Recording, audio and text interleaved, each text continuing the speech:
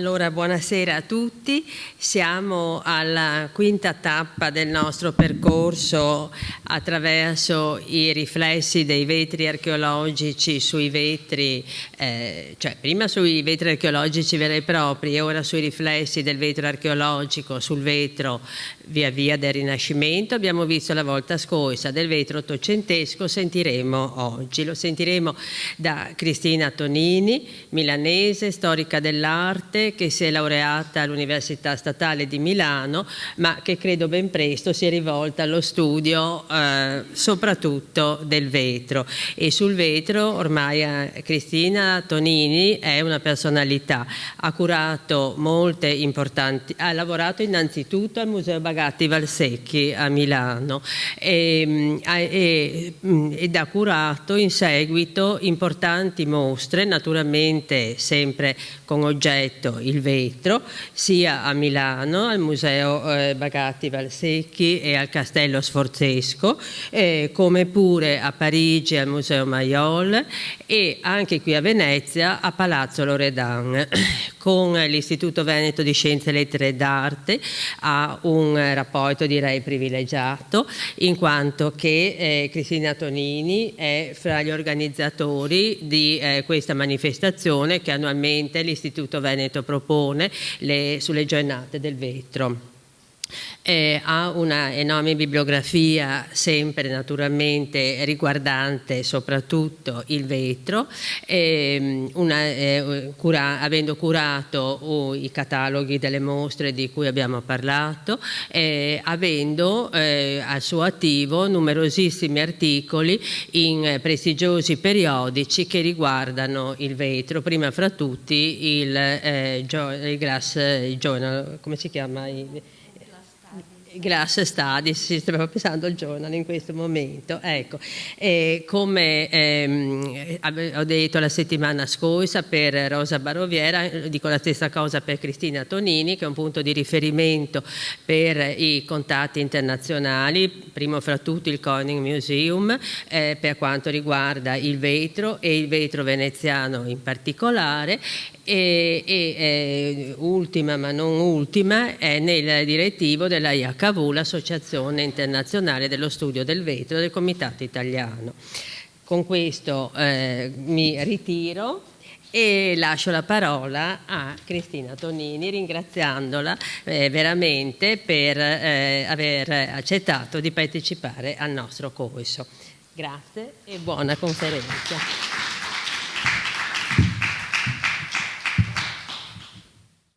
Allora, buonasera a tutti e grazie per questo invito e soprattutto grazie a Margherita Tirelli anche per la bella presentazione. Il tema di oggi, appunto accennato Margherita Tirelli e la dottoressa Tirelli, riguarderà il revival del vetro archeologico nel vetro veneziano dell'Ottocento. Assistiamo a un momento importantissimo nella seconda metà dell'Ottocento, che è quella della rinascita del vetro veneziano, dovuta ad alcune personalità di spicco, sia del mondo italiano che del mondo inglese. Questa rinascita è altrettanto ancora più notevole se noi pensiamo a quelle che erano le condizioni della città una volta, una città estremamente fiorente e ricca, che attraversa un periodo di grandissima crisi con la caduta della Repubblica alla fine del Settecento. Una crisi che dura ovviamente a lungo per tutta la prima metà dell'Ottocento. E questa crisi colpisce duramente anche ovviamente l'arte vetraria, tantissimo. E questo senso proprio di decadenza, di abbandono, di una città considerata come un fantasma oppure definita una città moribonda, noi li troviamo in moltissimi scritti di viaggiatori europei, francesi ed anche inglesi, Stendhal piuttosto che Honoré de Balzac o ancora John Ruskin in questo libro famoso Le pietre di Venezia, che sarà diciamo una pubblicazione particolarmente importante per il mondo inglese, come un veicolo, in un certo senso, a visitare la città, nonostante il suo periodo di decadenza. Tra le figure di spicco che frequentano Venezia subito dopo, diciamo proprio alla metà del secolo, e che per noi ha un legame perché ci collega a quello che è il mondo vetrario, è l'ambasciatore statunitense dominato da Abraham Lincoln, che si chiama William Dean Howells. William Dean Howells ovviamente il libro viene pubblicato dopo questo suo soggiorno, quindi siamo nel 1867, e comunque dal 61 al 65 circa Howells appunto soggiorna, vive a Venezia, vive in palazzi veneziani. Uno di questi è appunto Casa Fallier, probabilmente al pian terreno si suppone, poi cambia palazzo, ma soprattutto il suo diario è un diario affascinante che è stato anche tradotto in italiano, quindi si ha questa possibilità insomma di leggerlo. Devo dire che me l'ha fatto scoprire Rosa Baroviera e quindi ho trovato diciamo questa lettura particolarmente interessante, ve la consiglio. E tutto ovviamente moltissimo in questo libro appare anche qua un po' in decomposizione, cioè viene sottolineato l'aspetto di decadenza, anzi ciò che non è decadente o in decadenza, anzi appare come qualcosa di strano. E tra le cose in decadenza c'è appunto un palazzo, che è il palazzo Barbarigo, vicino a San Vio. E cosa c'è in questo palazzo? In questo palazzo c'è l'attività a cui ha dato inizio un avvocato vicentino che si chiama Antonio Salviati. E che cosa si fa? Ci sono tantissimi artigiani, ci racconta William Dean Howells, e questi artigiani cosa fanno? Non fanno altro, diciamo, che preparare e comporre dei mosaici. Quindi Antonio Salviati, siamo nel 1859, dà inizio a questa rinascita di un certo tipo di lavorazione del vetro, che è la lavorazione a mosaico. Vengono riscoperti gli smalti vitre, le paste vitre. Ovviamente è un avvocato, quindi si deve avvalere di chi ha le competenze giuste per realizzare queste opere, e le competenze giuste è in particolare un vetraio noto veneziano che è Lorenzo Radi. Quando William Dean Howells visita il palazzo sul Canal Grande, il palazzo Barbarigo, in realtà il palazzo non aveva la decorazione emusiva che vediamo noi oggi, che viene realizzata pochi anni dopo. E tra i dettagli di questa decorazione noi vediamo una visita in una vetreria. È la visita di un ospite illustre, è un re di Francia ed Enrico III.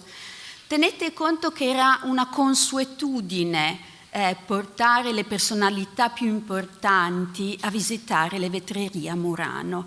Lo stesso Marin Sanudo nei suoi diari ci racconta appunto che tra le cose più notabili da visitare ci sono proprio le vetrerie di Murano. Ma perché è anche interessante questo mosaico? Oltre a essere, diciamo, un mosaico chiaramente di gusto storicista, come andava di moda nelle arti del periodo, cioè il revival, il recuperare gli stili antichi, quindi c'è un'ambientazione storica, ma ci sono dei soffiati che voi vedete sulla sinistra.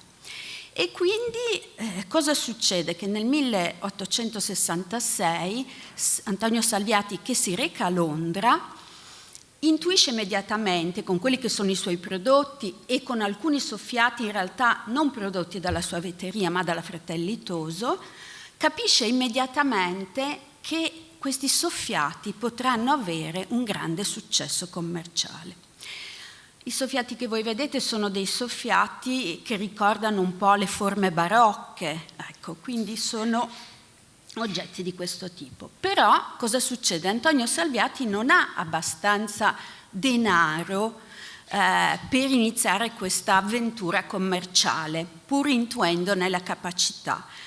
E allora trova dei capitali, questi capitali sono capitali inglesi, ma soprattutto chi partecipa con dei propri capitali sono delle personalità particolari che avranno quindi anche un'influenza su quella che è la produzione vetraria ed in particolare su quella che sarà la produzione vetraria chiamata, che possiamo definire di stampo archeologico, che quindi guarda ai manufatti del mondo archeologico. Chi è questo? Uno, diciamo, degli azionisti è Sir Austin Henry Layard, un nome noto agli archeologi perché è lo scopritore della città assira di Ninive, poi forse di altre scoperte in Babilonia. Comunque ha un ruolo importante, quindi va con una missione comunque legata anche al British Museum. Non è solo questo, è una figura anche di spicco politicamente, in quanto diventa quindi l'ambasciatore a Madrid, poi a Costantinopoli. Ma chi accompagna Sir Henry Layard a Venezia? È sua moglie. Sua moglie è Lady Layard, la sposa giovanissima, lei ha solo 25 anni, lui ne ha 52 quando si sposano, appartiene, il suo nome è Enid West, il suo proviene dal mondo industriale, la sua famiglia, ha strette relazioni anche con i reali d'Inghilterra. E qua noi la vediamo ritratta giovanissima, appena prima del suo matrimonio, con uno di quelli che sono i doni che Sir Henry Layard le fa, il futuro marito, ed è, vedete, un raffinatissimo collier con l'anello, anche gli orecchini, e sono stati montati degli oggetti antichi, probabilmente dei sigilli, che durante, diciamo, i suoi viaggi e poi anche le sue scoperte lo stesso Henry Layard ha trovato. L'oggetto colpisce talmente tanto che anche la stessa regina Vittoria le fa questi complimenti. Ma i loro, diciamo, sono legati tantissimo a Venezia, quindi prima di tutto Sir Henry Layard dà dei capitali per dare avvio a questa nuova, diciamo, avventura importante, commerciale, a questa nuova vetreria per la produzione dei soffiati. Acquistano quindi una casa a Venezia e in questo ritratto che è posteriore voi vedete effettivamente Lady Layard che si affaccia da quello che è il balcone di casa propria di Palazzo di Ca' Cappello, quindi non lontano da Rialtro. Appendando questo dipinto c'è il dipinto invece che raffigura suo marito Sir Henry Layard, che ha tra le mani un manoscritto miniato perché avevano, diciamo, anche un'importante collezione anche di dipinti. La loro casa diventa, il loro palazzo diventa un centro importantissimo di ritrovo culturale, artistico, anche politico, a cui la comunità inglese fa riferimento. E ovviamente accanto a questo Murano ha un luogo privilegiato per le persone che giungono presso di loro, un ruolo privilegiato, e quindi spesso si va a visitare Murano, si va a visitare la vetreria di quella che poi verrà chiamata dal 1871 Venice and Murano Mosaic Company. Lady Layard ci ha lasciato anche dei diari in cui racconta un po' di eventi legati sia alle visite, quindi vanno per esempio a visitare la vetreria della compagnia Venezia Murano, vanno anche, donano, e questo è un altro aspetto importante, anche dei vetri del periodo romano al Museo Vetrario. Il Museo Vetrario che viene fondato, e questo è un elemento importante, diciamo, in questa rinascita di tutto il vetro veneziano, ma anche poi della produzione dei vetri ispirati a quelli archeologici, che viene fondato appunto dall'abate Zanetti molto precocemente, perché siamo nel 1861, quindi si tratta del primo museo d'arte industriale. Voi sapete che in questo periodo comincia un po' la moda di questi musei, dove vengono raccolti i manufatti antichi di vari periodi storici che possano in un certo senso stimolare poi la creatività dei singoli artigiani confrontandosi con il passato.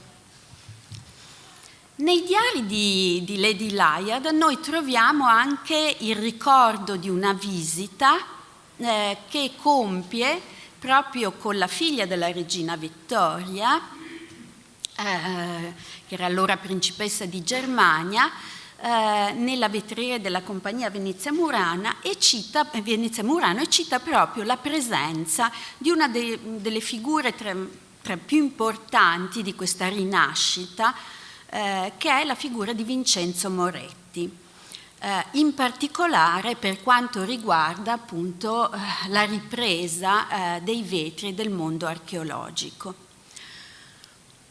Qui lo vedete, è un ritratto di Vincenzo Moretti che ha fatto con i suoi figli e effettivamente c'è poi anche una dedica che ricorda quella che è stata in un certo senso così la sua attività più importante, che è la riscoperta della lavorazione del vetro mosaico, dei vetri murrini. Vengono chiamati proprio a Murano così vetri murrini.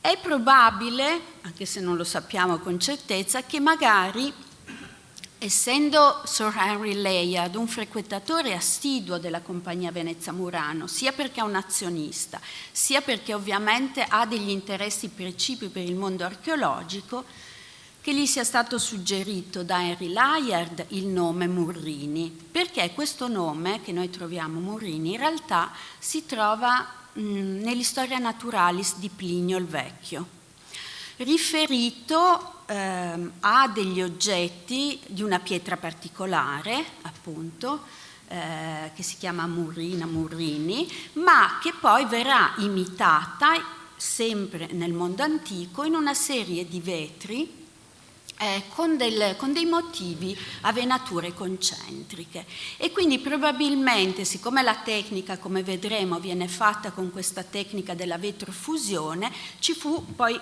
traslato per indicare tutta la produzione di vetri murrini. Ecco, ovviamente avevano degli originali antichi a cui guardare. È importante perché questi vetrai veneziani in un certo senso si formano una loro cultura. Alcuni sono degli autodidatti, ma sicuramente la frequentazione di certi personaggi, la frequentazione anche dei musei, perché spesso si recano al Museo Archeologico Nazionale di Napoli, al Museo Cristiano di Brescia, poi anche a Londra, e cercano di studiare da vicino quelli che sono i manufatti antichi, i manufatti del mondo antico. E questo studio, che comincia negli anni 70, li porterà attraverso delle varie fasi a così perfezionare sempre di più l'elaborazione della realizzazione di questi vetri appunto chiamati murrini. I primi tentativi in realtà non imitavano proprio la tecnica romana, erano dei tentativi, se vogliamo, un po' vicini. Nella conferenza di Rosa Bouvervière della settimana scorsa si era parlato del vetro millefiori, e quindi formato con delle canne che hanno dei motivi floreali o possono avere dei motivi geometrici e che poi vengono appunto inglobate nel vetro attraverso un processo proprio che viene chiamato di marmorizzazione, cioè sul bronzino, e poi soffiati. E questi sono i primi tentativi. Finché si arriva, qua ne vediamo alcuni esempi, a perfezionare la tecnica appunto del vetro mosaico. Questo proprio a cura di Vincenzo Moretti. Grande successo all'esposizione internazionale di Parigi del 1878, dove però nel frattempo era successo qualcosa. Cioè cos'era successo? Che Antonio Salviati aveva litigato coi soci inglesi e quindi aveva lasciato la compagnia Venezia Murano e crea una propria compagnia che si chiamerà la Salviati Dottor Antonio. Le due vetrerie si presentano contemporaneamente a Parigi. Come potete immaginare, siccome si erano divisi pochi mesi prima, molti dei prodotti furono presentati dei prodotti molto simili. Però sicuramente la presenza di Vincenzo Moretti diventa significativa proprio per portare avanti nel tempo questa attività della Compagnia Venezia Murano, cioè degli oggetti di gusto archeologico che imitano appunto le ciotole di vetro mosaico. E soprattutto è chiaro che i primi oggetti sono oggetti che sono un'imitazione stretta degli originali. Con il tempo Vincenzo Moretti elaborerà dei partiti decorativi molto personali, in cui ci sono delle reminiscenze del mondo archeologico, ma con un intervento estremamente personalizzato. Quindi si tratta degli oggetti ispirati, ma che possiamo definire completamente nuovi, quindi svincolati dalla copia precisa dell'originale. Questo è per farvi vedere un po' quello che è il processo, diciamo, di lavorazione, quindi la riscoperta da parte di Vincenzo Moretti del vetro mosaico, quindi di come veniva lavorato il vetro mosaico. Si parte, vedete, da delle canne che vengono poi tagliate, assemblate su un piano refrattario, messe, diciamo, nel forno di lavorazione in modo tale che si compattino, posati poi su una forma concava convessa e successivamente poi rimesse, diciamo, nel forno. Ecco, questi sono alcuni appunto dei murini creati da Vincenzo Moretti. Vedete che ci sono degli elementi, per esempio alcuni fiori, sono elementi ripresi dal mondo antico, sono i fiori di loto, ma composti in modo assolutamente nuovo. Lo stesso avviene per un altro oggetto, vedete, ambedue questi oggetti si trovano a Vercelli, al Museo Borgogna, che tra l'altro è un museo in una città di provincia un po' addormentata, dove fanno un ottimo risotto e però ha due musei piccoli ma veramente con delle chicche. In particolare il museo da cui provengono questi oggetti, il Museo Antonio Borgogna, il quale era un avvocato che collezionava quasi solo arte contemporanea, anche, diciamo, oggetti del Cinquecento, ma l'arte contemporanea è tra i suoi interessi principali e quindi anche il vetro a lui contemporaneo. Sono oggetti di altissima qualità, come voi vedete, e anche qua da parte di Vincenzo Moretti c'è proprio crea dei nuovi partiti decorativi, ricorda il mondo antico, ritornano i fiori di loto, però per esempio inserisce questi piccoli volti che quindi costituiscono assolutamente una novità. Ecco, c'è poi, che per noi è fondamentale, in generale per gli studiosi del vetro veneziano, un campionario amplissimo di quelle che erano i partiti decorativi, io ve ne faccio vedere qualcuno, che crea appunto Vincenzo Moretti. Diciamo che questo tipo di ricerca è una ricerca che parte chiaramente dal pezzo originale ma va oltre e quindi siamo di fronte effettivamente a delle vere e proprie creazioni personali ed erano delle creazioni di cui lui ovviamente era orgogliosissimo. questo è un altro, vedete, oggetto, sempre in vetro mosaico, con la stessa tecnica, un vetro murrino, con dei motivi che sono i motivi archeologici, anche questi del fiore di loto. Ma la cosa interessante è che in questo caso il vetraio, quindi Vincenzo Moretti, ha scelto quindi di realizzare un oggetto che ha delle reminiscenze chiaramente archeologiche, ma in una forma che noi non troviamo nel mondo antico.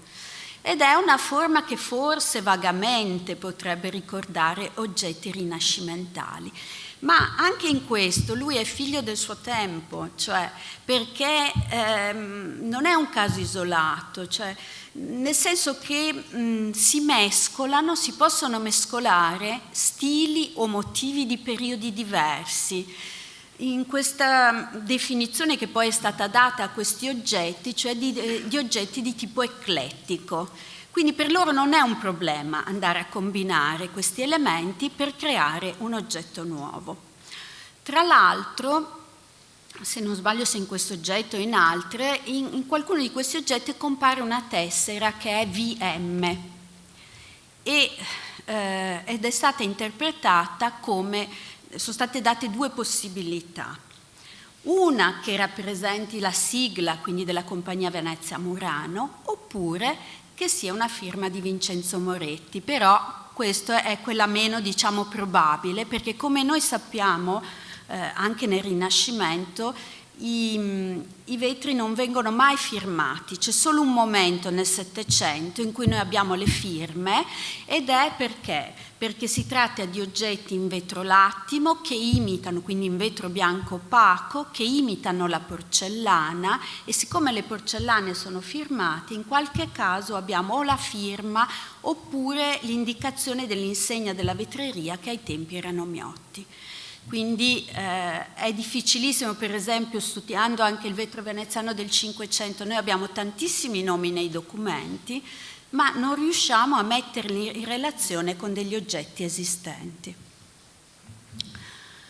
Ecco, qua invece sono sempre oggetti realizzati da Vincenzo Moretti. Vedete che c'è, da un lato abbiamo l'oggetto che è in vetro archeologico romano, tra l'altro che faceva parte, si trova al Metropolitan, della collezione di Alessandro Castellani, che era strettamente legato anche lui alla compagnia Venezia Murano, che dona dei vetri o dei frammenti al Museo Vetrario in modo tale che gli stessi maestri vetrai li possano studiare. Ed ecco quindi a fianco quella che è invece l'imitazione che viene fatta dell'oggetto, quindi originale, quindi a bande dorate, a bande concentriche, e direi che qua è quasi puntuale l'imitazione dell'oggetto da parte del vetraio, quindi di Vincenzo Moretti. Però bisogna dire che c'è in alcuni casi anche una grande libertà compositiva che li porta ad uscire o ad utilizzare elementi antichi. Cioè questo è un oggetto che noi potremmo, almeno io amerei magari averlo a casa mia, sul nostro. E però il tutto parte sempre dal concetto appunto del vetro mosaico, del vetro antico, quindi sono vedete, sono state usate delle canne con una sezione geometrica irregolare, tra l'altro contornate da questo vetro lattimo. Ce ne sono non tantissimi di questi oggetti, però che fanno la differenza, cioè l'assoluta, diciamo, modernità. Nessuno penserebbe, forse perché ogni tanto si ha un'immagine un po' stereotipata dell'Ottocento, ma producevano anche queste cose, insomma. Bisogna immaginare che era un periodo di grande creatività, di grande sperimentazione, c'era anche un grande entusiasmo nel riuscire, nel proporre, sia imitare ma anche proporre nuovi modelli. L'altra figura di spicco che rimarrà con Antonio Salviati sono gli artisti Barovier, in particolare Giuseppe Barovier. Questo è un ritratto, lo ritrae, è un ritratto verso la fine del secolo, E c'è un po', se vogliamo, anche tutto l'orgoglio di quello che può essere il maestro vetraio veneziano, il successo che ha raggiunto, e infatti lui si fa ritrarre attraverso alcuni dei vetri che lui ha realizzato. Ovviamente, mentre Vincenzo Moretti si è soprattutto realizzato vetri legati, vetri mosaici, quindi più legato, diciamo, al mondo archeologico, diverso è il caso di Giuseppe Barovier, che sperimenta, e quindi le imitazioni non sono solo quelli degli oggetti del mondo o ispirati al mondo archeologico, ma anche in generale alle vetrarie veneziane, non solo veneziane, anche Fasson de Venise. Infatti lui viene proprio rappresentato mentre sta disegnando un calice del Seicento barocco, che poi si ritroverà un modello al museo vetrario. Ma accanto ovviamente a questi oggetti che ricordano il periodo barocco, ne compare anche qualcuno di tipo archeologico. Quindi nuovamente il vetro romano a mosaico e anche vedremo, diciamo, un balsamario, quindi un vetro preromano. Ecco, questa è, diciamo, la ciotola molto simile a quella che noi avevamo visto precedentemente, vedete, nel dipinto.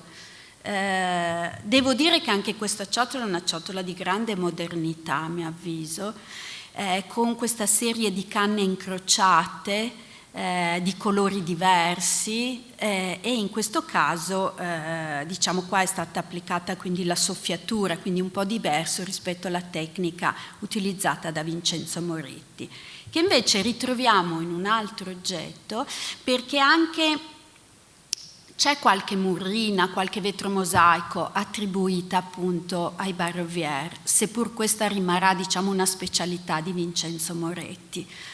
Sono pochi casi questo piatto che noi vediamo, e vedete come i motivi decorativi sono ancora motivi decorativi un po' che noi ritrovavamo anche nelle opere di Vincenzo Moretti, per esempio il motivo del fiore di loto, con una composizione però diversa da quella voluta precedentemente Vincenzo Moretti. E a fianco invece ci sono degli schizzi che si trovano nella vetreria, appunto, cioè nella collezione, scusate, di famiglia, e sono schizzi tratti da degli originali antichi. Quindi vedete come si... Ecco. C'è però, come dicevo, il fatto dell'attività di Giuseppe Barovier non si concentra quindi sul vetro mosaico, sui vetri murrini, ma spazia in un certo senso, pur collegato al mondo archeologico. L'oggetto che voi vedete è un bicchierino che presenta delle depressioni. Ci sono vetri romani che molti archeologi conoscono, legati, per esempio, questo è un esempio, insomma, ce ne sono dei primi secoli, appunto, dopo Cristo, del mondo vetro romano, che sicuramente sono serviti di ispirazione a Giuseppe Barovier. Qual è la novità? Ed ecco quindi poi anche qua lo svincolarsi dall'imitazione. In questo caso viene utilizzata l'avventurina, polvere di avventurina. Che cos'era l'avventurina? Intanto è una pasta vitra che viene scoperta, siamo intorno al 1620, fino ad oggi non abbiamo trovato dei documenti precedenti a questa data, e avviene la sua scoperta per ventura, ed ecco quindi il motivo per cui viene chiamata avventurina. Inizialmente veniva inclusa nei soffiati semplicemente a macchie, perché la si raccoglieva, diciamo, con il vetro che era stato messo incandescente nel crogiolo, lo si raccoglieva e poi si realizzava l'oggetto. Ma non era mai stato soffiato prima della seconda metà dell'Ottocento completamente, non era mai stata utilizzata la venturina proprio con la soffiatura. E quindi questo è, diciamo, rientra in quella che è la sperimentazione appunto dei vetrai veneziani di questo Ottocento così ricco, diciamo, di sperimentazione e anche di produzione. Quello prima.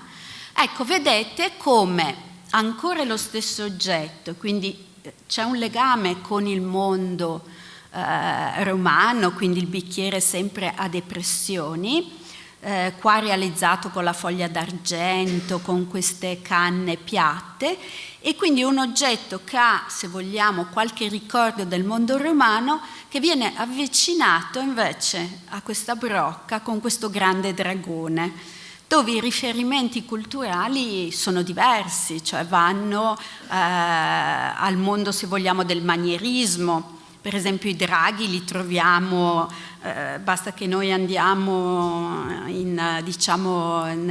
proprio in piazza San Marco, nella libreria, diciamo, e quindi è un tema, non sappiamo da dove arrivino, può darsi anche lo japonismo, però ci sono. E quindi vedete come un oggetto che è ripreso dal mondo romano, più un altro che vengono a costituire, se volete, un insieme, con quello spirito appunto eclettico di cui parlavamo prima. No, successiva. Ok. Ecco, qua invece, questo per darvi un'idea di quelle che sono proprio le sperimentazioni che vengono fatte in questo momento, sempre guardando al mondo antico, guardando all'archeologia. Questo è sempre un oggetto che tra l'altro si trova a Vercelli, al Museo Borgogna. È probabile, vedendo la forma, che l'ispirazione nasca proprio da quella che è la ceramica dipinta greca antica, ceramica attica, quindi siamo praticamente tra la fine del 400 e i primissimi anni del 500 a.C.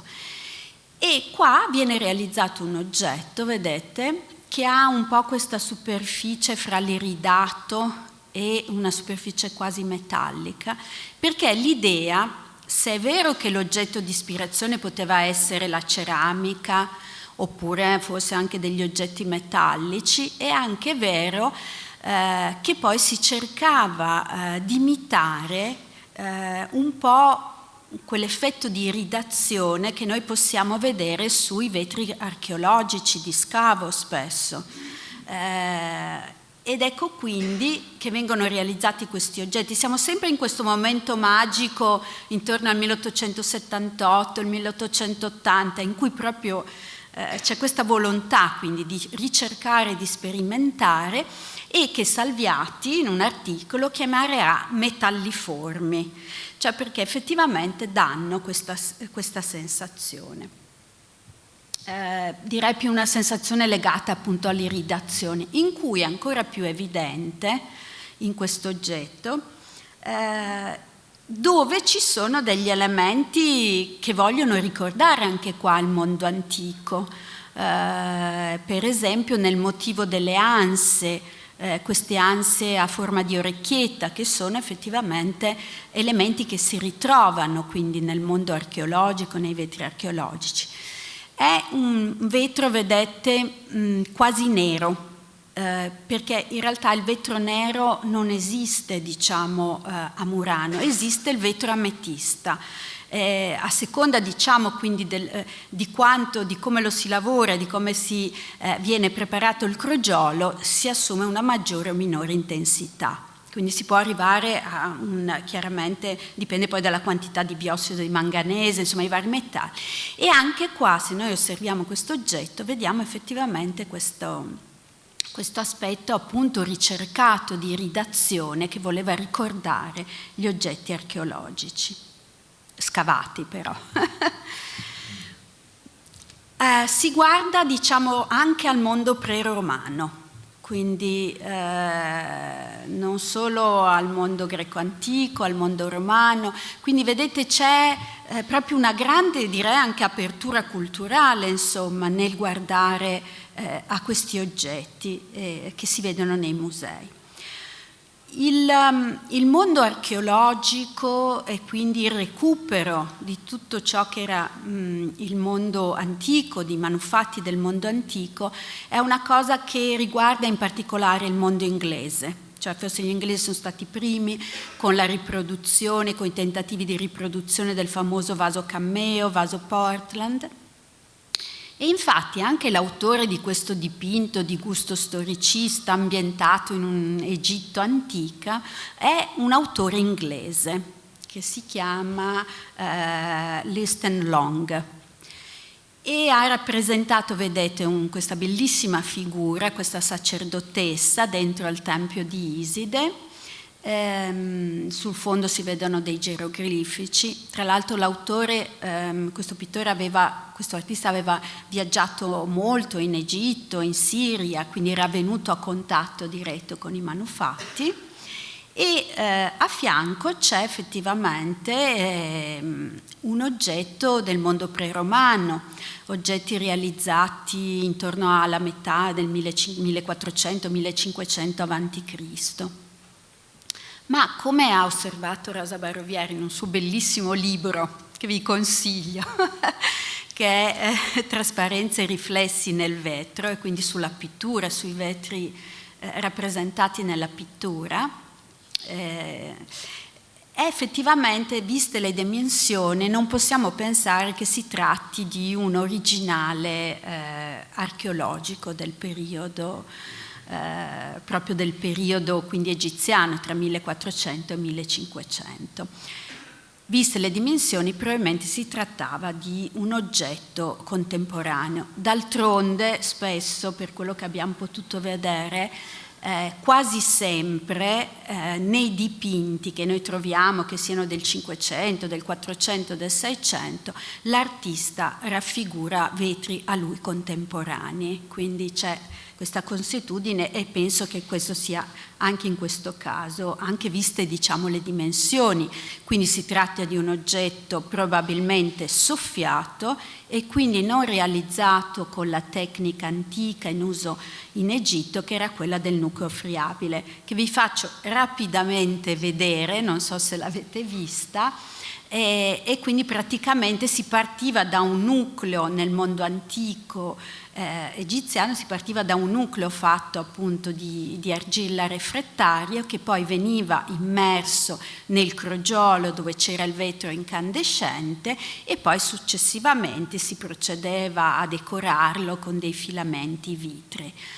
Alla fine di tutta l'operazione, quando ovviamente era raffreddato l'oggetto, bisognava quindi togliere sia la canna metallica che diciamo l'interno, che era fatto appunto di argilla, e quindi poteva essere poi utilizzato l'oggetto, venivano utilizzati questi tipi di oggetti che sono molto piccoli per dei balsamari, quindi per contenere dei profumi, oppure erano anche oggetti di tipo votivo. Ed ecco quindi che anche in questo caso, guardando a quelli che sono gli oggetti a nucleo friabile, a Murano si vogliono quindi imitare questi oggetti, però utilizzando una tecnica che è diciamo propria del mondo veneziano, che è la soffiatura, quindi la lavorazione con il vetro incandescente. E quindi ci sono delle libere ispirazioni, c'è un'aderenza maggiore in alcuni casi a quelli che sono i modelli. Vedete queste specie di fili che poi vengono chiamati a festoni e che a Murano vengono chiamati anche fenici, proprio per ricordare diciamo, il periodo storico, antico, pre-romano in cui vengono realizzati. E talvolta questi filamenti vitrei sono a rilievo, come potete vedere in alcuni casi, altre volte in uno dei modelli forse meno aderenti a quelli archeologici vengono completamente inglobati nella superficie del vaso. Ecco, qua è per farvi vedere come si fa diciamo a Murano. Molte di queste riprese che io vi ho fatto vedere sono state fatte alla vetreria Anfora di Murano e quindi vedete come quando dopo che sono stati applicati i fili questi vengono quindi in un certo senso tirati, se vogliamo, con questo speciale strumento che a Murano chiamano maneretta e quindi permette, in questo caso sono ancora a rilievo, ma poi se vengono passati con questa operazione che viene chiamata marmorizzare, cioè sul piano di lavoro che di solito è bronzo, automaticamente questi vengono inglobati, ovviamente facendo dei passaggi fra il forno di lavorazione e il bronzino, in modo tale che poi si fondano tra di loro. Ma i nostri vetrai non si arrestano perché continuano ad essere ispirati dai vetri archeologici. Quali sono i vetri archeologici? Sono vetri del periodo più tardo, romano, tra III e IV d.C., e sono oggetti di questo tipo. Sono queste coppe, che vengono chiamate coppe di Atreta, che erano le coppe soprattutto utilizzate per le libagioni, quindi molto spesso hanno delle iscrizioni che inneggiano quindi al piacere delle libagioni, del vino. E sono oggetti che nel mondo antico sono oggetti rari e particolarmente preziosi anche dal punto di vista tecnico, perché sono realizzate, vedete questo motivo a reticolo, questo è un pezzo che si trova a Milano, la famosa Coppa Trivulzio nel Museo Archeologico a Milano, ed erano oggetti che presentano questo motivo, vedete, come un reticolo che veniva ottenuto tutto con l'intaglio, quindi vedete un lavoro, si partiva da un vetro molto spesso e con una lavorazione di intaglio estremamente quindi sia raffinata, ma anche che aveva dei tempi e anche un'abilità notevole.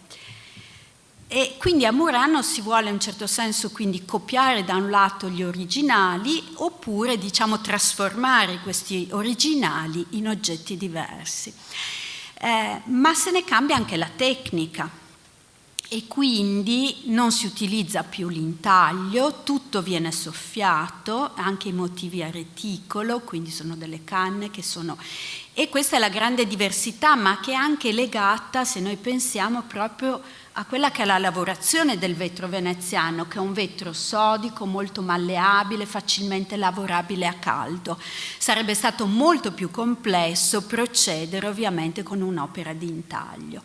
In uno dei due pezzi voi vedete che c'è poi un'iscrizione legata all'imperatore Massimiano, quindi si tratta di una copia quasi totalmente fedele, forse escludendo il piede, di quello che era un originale che è andato perduto. E invece a fianco, devo dire, c'è questa divertente, anche quasi ironica se vogliamo, trasformazione quindi di un oggetto che ha ovviamente dei riferimenti al mondo antico, alle coppe di Atreta, ma con l'introduzione che io non sono riuscita a capire se sono dei polipi o dei pesci, devo dire. E quindi, tra l'altro, questo è un oggetto che si trova negli Stati Uniti, collezionato quindi si trova a Stanford, quindi da un'importante famiglia americana che ha una consuetudine con l'Italia, con la Salviati e con Camerino, e quindi c'è, vedete, questo siamo partiti da questa importanza, diciamo, del mondo inglese o comunque di certe elite europee e statunitensi che vengono appunto a Venezia e si innamorano del vetro veneziano, e quindi questo è un oggetto, una collezione appunto americana formatasi agli inizi del Novecento. Questo è l'oggetto di prima, ma i vetrai veneziani si vogliono cimentare anche con altre tecniche. Allora, il vetro cammeo, che è sicuramente, questo è l'oggetto più famoso, è il vaso Portland che si trova al British Museum, è un originale romano, quindi è stato sempre un oggetto di grande fascino, di riferimento, soprattutto per i vetrai inglesi, non solo i vetrai, anche i ceramisti, per esempio Wedgwood, che è una famosa importante fabbrica, e lui è un famoso ceramista, in cui quasi da subito, già nel Settecento, almeno in ceramica, si cerca di imitare questo famoso vaso cammeo romano. Le prime imitazioni sono in ceramica di Wedgwood, poi in Inghilterra, a Stourbridge, siamo intorno agli anni 1670.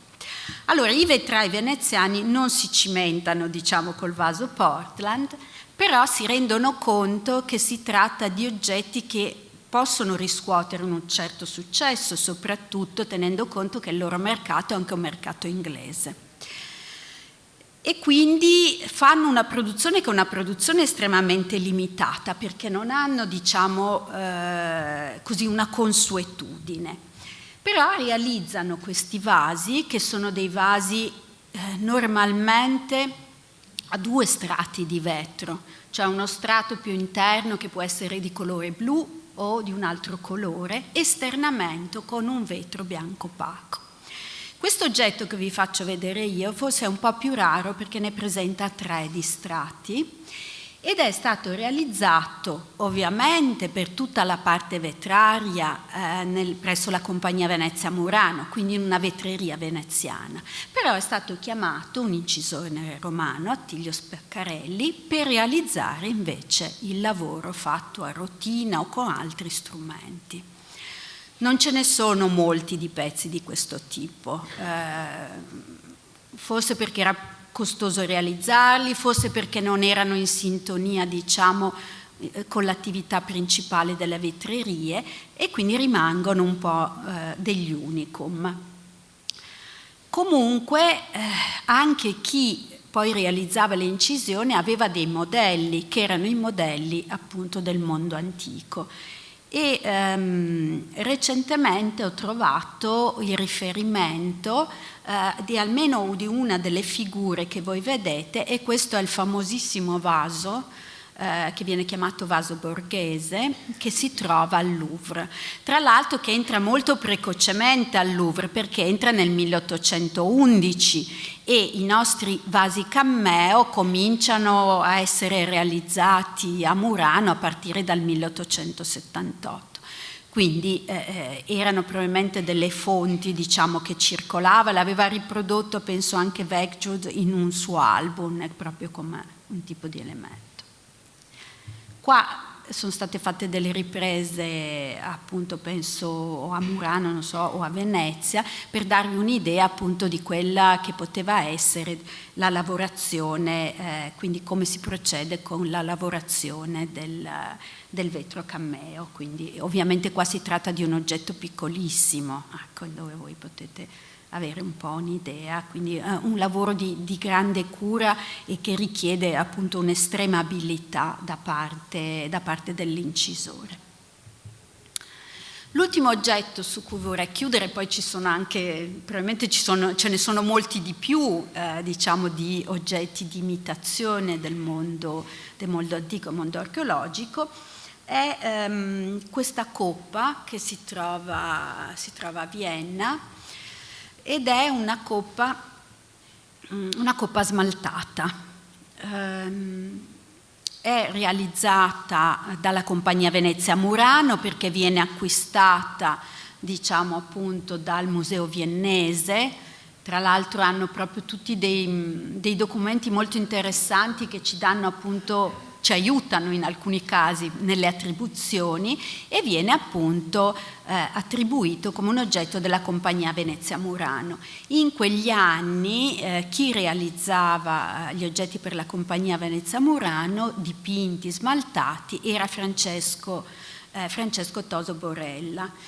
Successivamente poi anche il figlio Vittorio Toso Borella lo affiancherà in questa attività, e tra l'altro poi Vittorio Toso Borella farà per esempio dei vetri, diciamo pochi vetri cosiddetti Art Nouveau, che sono, diciamo, un po' una novità, ecco, nel panorama veneziano, perché ovviamente le vetrerie veneziane rimarranno a lungo legate a questo gusto del revalve, a storicista, ma anche per un motivo molto, cioè è legato, diciamo, a quello che è un po' la situazione della città di Venezia.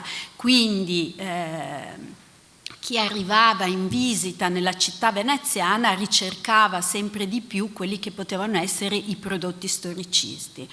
Gli oggetti Art Nouveau venivano fatti altrove, venivano fatti in Francia, però c'è qualche caso isolato che... E questo si tratta di un oggetto, nuovamente la forma forse già la conoscete, l'avevamo un po' vista, e quindi una forma vagamente rinascimentale, ma decorata con dei motivi a smalto di ascendenza classica. quindi dai soggetti, quindi dalla rappresentazione di Leda il Cigno, anche ai motivi decorativi che si vedono attorno appunto a questi tondi. Forse questa rappresentazione anche in smalto bianco di queste specie, appunto di queste figure di Leda con il Cigno, voleva essere forse anche una reminiscenza del vetro cammeo in un certo senso, ma era molto più semplice per i vetrai veneziani dipingerlo che non, come abbiamo visto, inciderlo in questo modo. Ecco. Io, si conclude qua questo percorso, ma avrei potuto farvi vedere, penso, anche molte più immagini che ci sono. E quindi ho fatto una selezione, può darsi che qualcosa si sia perso, ma per darvi insomma un po' un'idea di come i vetrai veneziani, veramente io penso che sia stato un secolo per certi aspetti veramente di grande euforia, di scoperte, con un entusiasmo penso incredibile. E l'Ottocento è un secolo che noi in un certo senso l'ho visto anch'io, che ho lavorato tanti anni in un museo ottocentesco, è qualcosa che noi contemporanei talvolta abbiamo difficoltà, ad avvicinarci. Però è stato secondo me un grande periodo storico per il vetro veneziano. Poi ce ne sono molti altri, forse anche più affascinanti, ecco.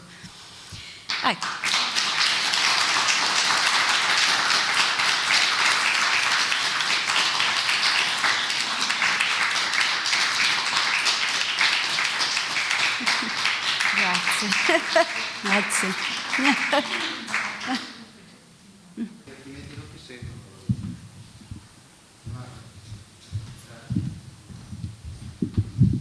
Cosa resta nel Novecento di tutto ciò? Sicuramente rimane certe conoscenze tecniche, per esempio il vetro mosaico. Vengono realizzati negli inizi del Novecento dei fantastici oggetti con le murine floreali. Giuseppe Barovier in questo senso forse, pur avendo ormai una certa età, ha questa capacità innovativa, e tra l'altro sono gli anni che coincidono, parliamo degli anni 12-14, che sono gli anni delle mostre che si tengono a Capesaro, della secessione di Capesaro, quindi rimane, cioè di questo rimane sicuramente. E più avanti ancora rimane sicuramente il discorso ancora delle murrine che continuano a essere utilizzate, per esempio in quel piatto che mi viene in mente Optical da Salviati, quindi ci sono dei momenti sicuramente e poi forse nel Novecento anche il colore, perché l'Ottocento ha sperimentato molto l'uso del colore. Noi abbiamo visto forse un'idea un pochettino in quella brocca col dragone, e quindi in tutti gli anni 50 il colore muranese è fondamentale, quindi l'estrema gamma e varietà dei colori. Poi forse c'è qualcos'altro che si può aggiungere, Rosa, non so. Prepara il Novecento. Sì, certo. Senza l'Ottocento non ci sarebbe stata la modernità del Novecento? Certo, assolutamente, sono d'accordo. Sì, sono assolutamente. Sono d'accordo su questo, assolutamente.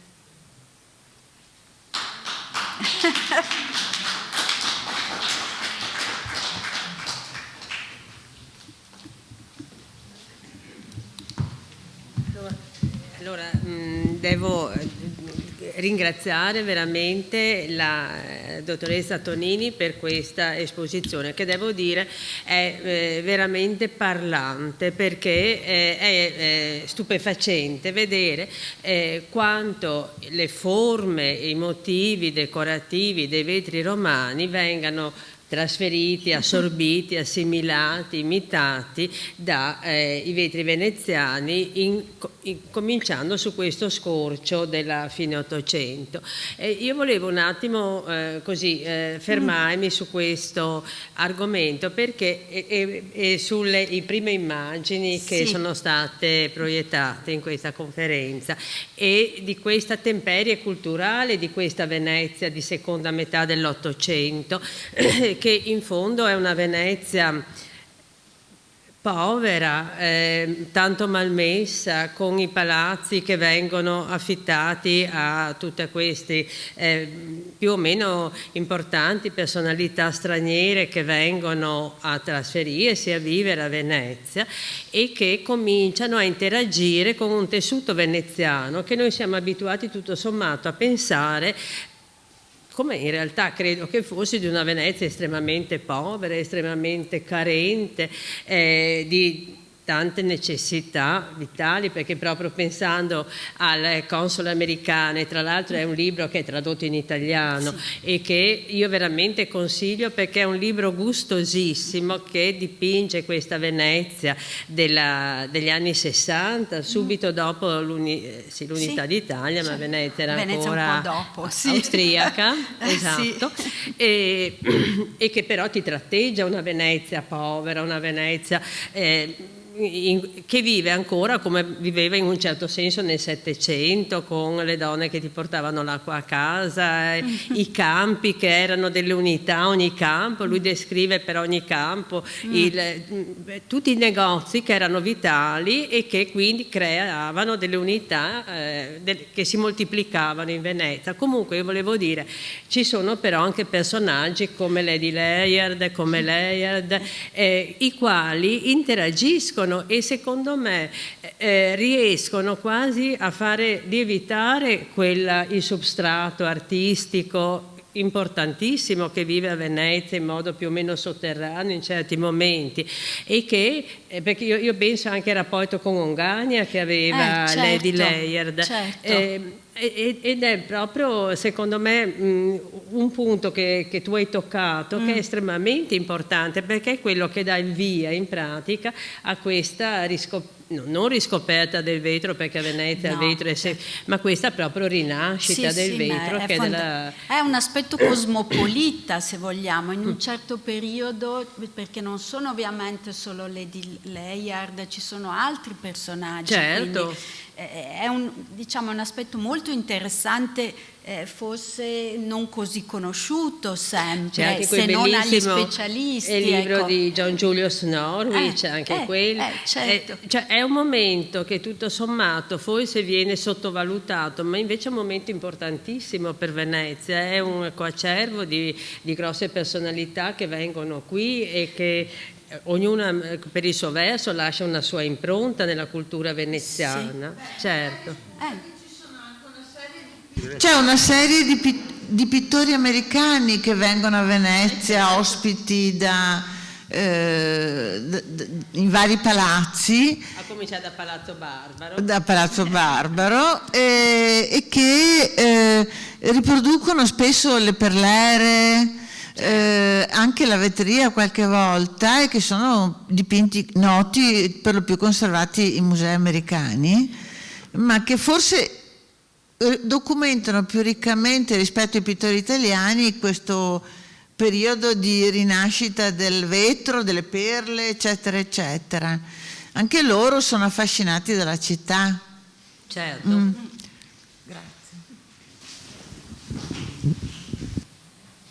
Grazie. Conferenza su quello, sì, infatti. Allora, ringraziamo ancora la dottoressa Tonini, grazie a voi di essere intervenuti, e appuntamento alla settimana prossima per l'ultima conferenza di questo ciclo, in cui vedremo l'influsso del vetro archeologico sul vetro moderno e contemporaneo. Grazie. Grazie.